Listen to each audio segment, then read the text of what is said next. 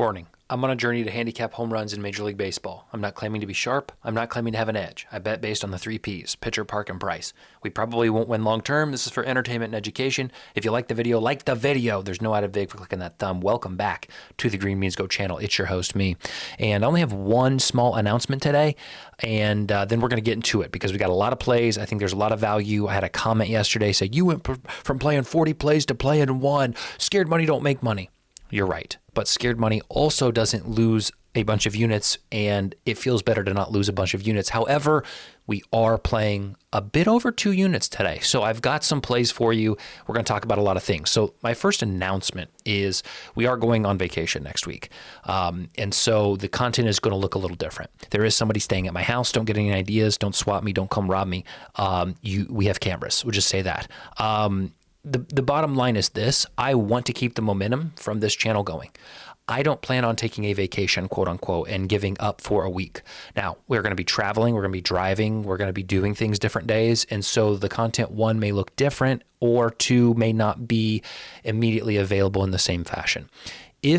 Here's my guarantee. Here's my plan. Every day I do want to put a post out. Whether I get time to make a full video or not, I will post something. Whether that's, hey guys, we're not going to be able to, we're busy today. We're not going to be able to have any video. Sorry, enjoy the day. Or, hey guys, here's 1 or 2 plays I like. I didn't have a chance to look at the full slate, whatever. I will update the posts every single day, and I'm going to try to make a video as often as possible. So we'll just say that. I'm going to enjoy my vacation. I'm going to be fair to my family and be respectful to them. But I also want to be respectful to you guys who come back and support me every day. So again, I appreciate that very much. Talking about yesterday, these right-handed batters, I said, I think were, priced very well. Altuve was a suggested play. He ended up hitting 2, actually. So fun fact, what I did for this game. So, if you would have played all of them straight, all the right-handed batters straight, you would have made money just because Altuve's odds were 9-1. You can only bet 9 batters.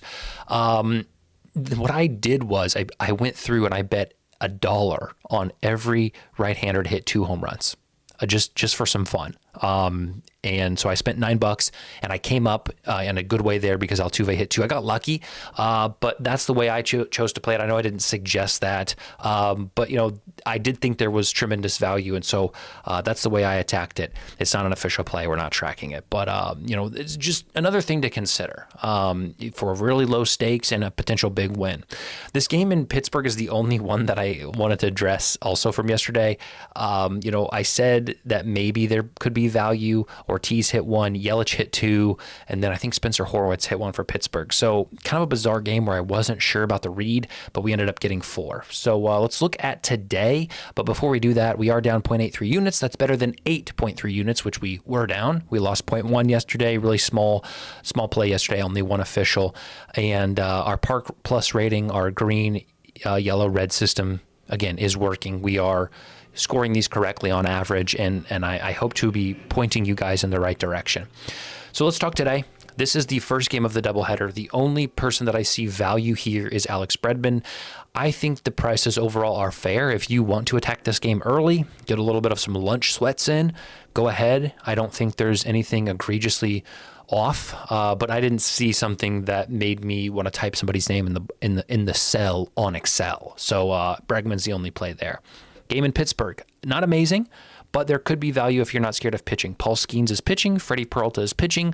Paul Skeens has given up 4 home runs in 10 starts, 3 of which came in the same game against the Cubs in Chicago. So you wipe that, just kind of call that an outlier, something he's not going to consistently do. He's given up 1 home run in 10 starts. So, I'm tempted. We'll just say that. Bryce Turang, a guy I love, is 20-1.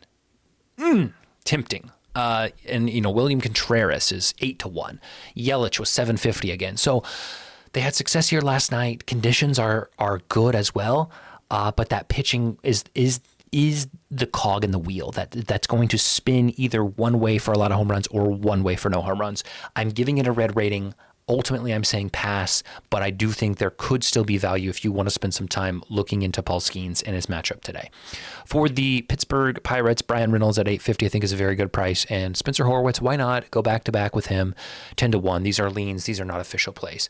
I'm excited for this game in Cincinnati. I think it's a solid target today. Hunter Green is coming off of an injury. He should be pitching for the Reds. There are some lefties who I think should have their way with him, especially if he doesn't come out as sharp as maybe he tends to be in the past. fast. Matthew Boyd is pitching for the Cubs. He has been hit pretty hard. I think there's some right-handers for the Reds that could put up some runs. I think it's just I feel good about it. Michael Busch is a lean. Tyler Stevenson at 430 is an official play, straight 0.1 units. We'll talk about in a second, but I do want to draw your attention to it. And then Rhys Hines at 520 I think is a good play. And we squeak him into a round robin, don't you worry. So more on that in a second. San Francisco and Washington. Do we dare? Yesterday we laid off. And for good reason. No home runs were hit.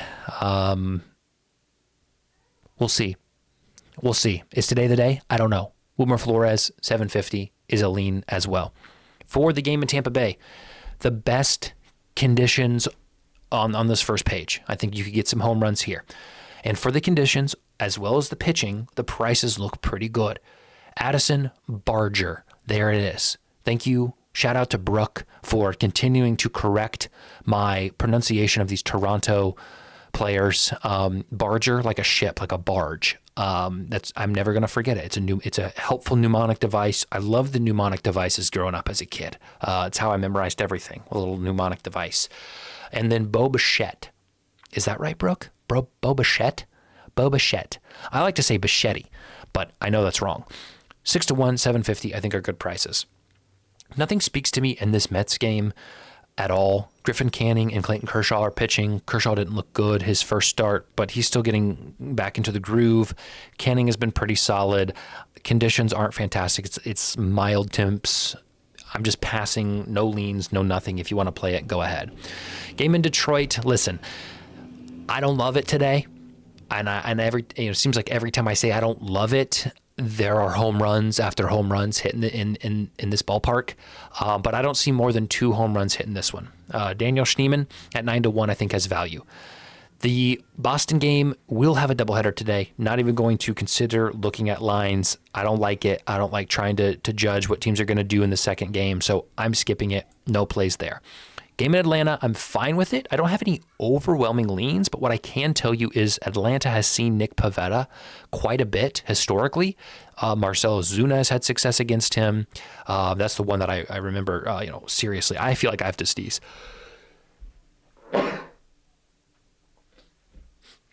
No cuts, no edits, just raw allergies. Fernando Tatis at 5-1 is a really good price. And then Xander Bogaerts at 10-1. Now, Chris Sale is pitching for Atlanta, but again, I think the prices are fair based on that pitching and in-park situation, so I'm okay with endorsing those. The game in Chicago is overall a negative. I don't love much of anything. If you can get no home run at plus 470, it might be worth a few bucks. Remember, the no home run line on FanDuel does not come out until lineups are out, and it's under the to hit a first home run market. So you have to wait till lineups for both teams are out. Then you have to scroll on the popular page and find to hit the first home run. Click on that, and then it will say no home run, and then list everybody to hit the first. This is a game that I could see there being no home run. I wouldn't take it at anything under 470. That's a total blind guess. It's probably going to be 350, so you're probably not going to get that value, but that's where I would play it at. Sam Haggerty hit his first major league home run against the Yankees not too long ago. If I have to target anybody, it's going to be a lefty on Texas against the righty and Sean Burke I think it's Sean Burke today, on Chicago. Wind is blowing out to right field, and at that price, I like it. Game in Houston, again, guys, good value on these Houston right-handers, not on FanDuel. Don't bet it on FanDuel. Make sure you look at the prices. Again, shout out to a website. It's called Be Better, BeeBettor, like the bumblebee better. It's a free odds comparison site. You can go on there. You can sort by MLB. You can sort by to hit a home run. You can sort by the game Houston, and it will show you all the prices for all the batters completely free. Don't pay for OddsJam, okay? Don't pay for anything if you're just looking at lines. It's over there. Try to find the best price for the books that you have. Rowdy Tellez at 550 for Seattle is fine. Isaac Paredes at 650 and the Jake Myers at 10-1. But again, look around. Altuve you can get at 750. I think Pena was 800. So, I'm not going to do anything funny with them again, but I just want to point your attention to I think there could be value there.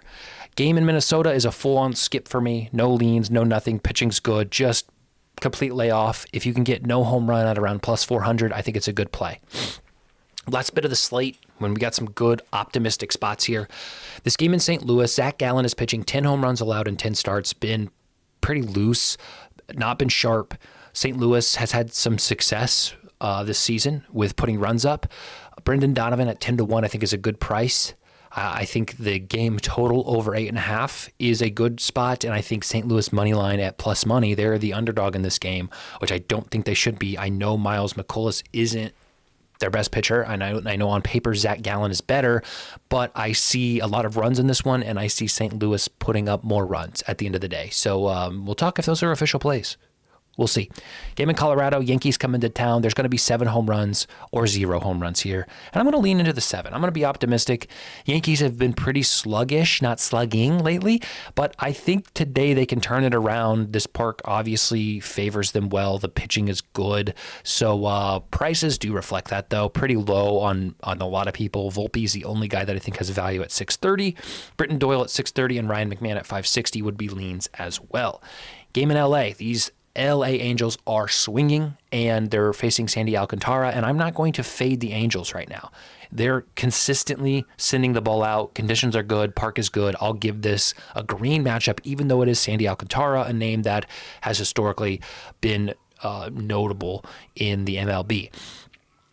Derek Hill, 10-1, I think has value for Miami. And then Nolan Shonowell at 1060, Taylor Ward at 450 are 2 plays that I think set up nicely in their matchups, provide value, and it's good in terms of pitching. Now, another side note, maybe you bet the over in this game. 8.5 is the line. I like that line. We'll talk about it on the next slide.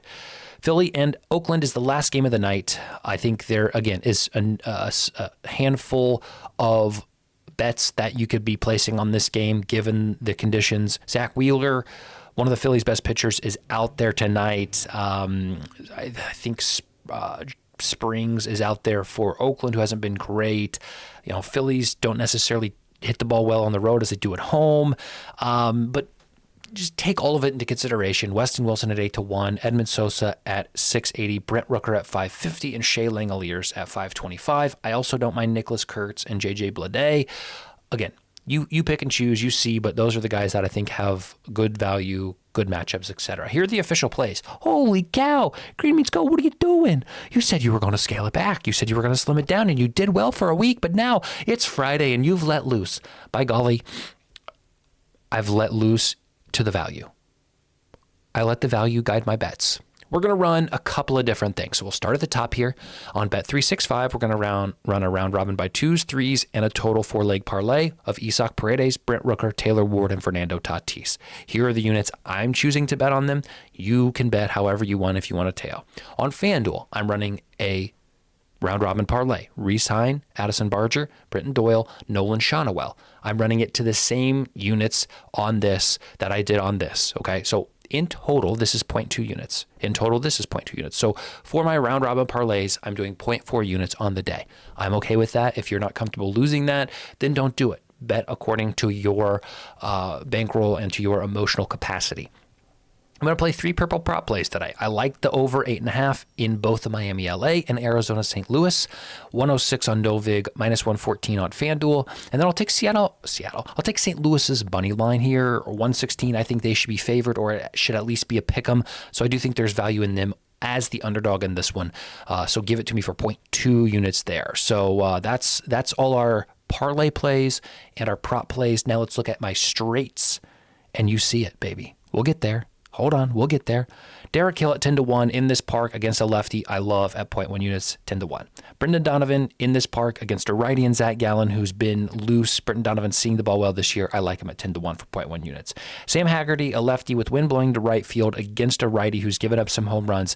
Given that he has confidence in that he has already kind of crossed off the first major league home run in a small park, I like it at 15-1. Tyler Stevenson is due, period. 430 for 0.1 units. And then we have it. We have it. We're doing it. We're doing it. And let me say this. These are all red. I am not as confident as I was on Sunday. Not nearly as confident as I was on Sunday. But I'm confident enough that one home run can leave the park by the grace of one of these guys' bats. And that should put us next to profit. I mean, we're close. If it Wood or Abrams only, we're going to lose a little bit. Again, I want to make this very abundantly clear. Bet what you can afford to lose. I am not as confident as I was Sunday.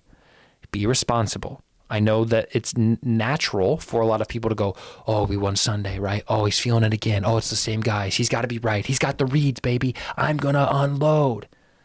Be careful. Or you may say, I missed Sunday. Fluffy Steel in the comments, the golf cart photo. He said, oh, man, I went camping. I missed it. He missed it. So he may say, oh, my gosh, I missed it, but he's back. We got another chance. Let's run it. I'm going to throw the units on it, baby. I'm not as confident. Pretend Sunday never happened. I think there's value. I'm choosing to do this. Josh Bell, Nathaniel Lowe, Luis Garcia, Keibert Ruiz, whose family just saw him for the first time play in a major league game last night. And he hit a very long double off the top of the wall. Maybe today's the day. James Wood, 650. Robert Hassel is a new player they just called up. He's a lefty. I don't know if he'll get the start. Don't bet him on FanDuel. In fact, just be careful betting any of these on FanDuel. If you get similar prices until lineups come out, I don't want you to get screwed on a pinch hitting issue.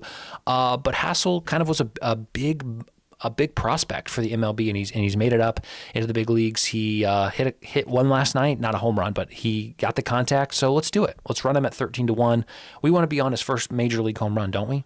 And then CJ Abrams, 625. Again, worst case scenario, we don't hit any. Second worst case scenario, Abrams hits and we lose, one of these bets in theory, 0.1 units. But hey, we got some things today. If we go down 2.2 units today, we live with that and we adjust accordingly. But I do think there's value in the slate to be had, so I'm going to run all of these plays. King of the Diamond is out today. Again, I cannot play it. If you saw $86,000 in free bets last time. And it goes along with what I think is the best way to play it, is to play guys people aren't going to play on the teams that's going to score the most home runs. So nobody's going to play Brendan Donovan. People are going to play Judge, or they're going to play Wells, or they're going to play Ben Rice, or nobody's going to play Volpe. People are going to play Harper and Schwarber and Castellanos and Real Muto. Nobody's going to play Weston Wilson.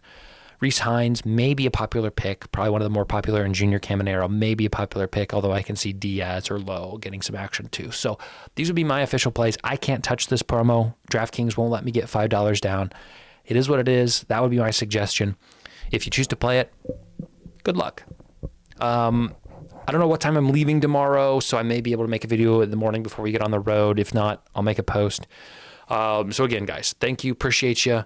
And I know you guys will be flexible as I have this vacation ahead of me, and I just will thank you and appreciate you ahead of time. See you soon.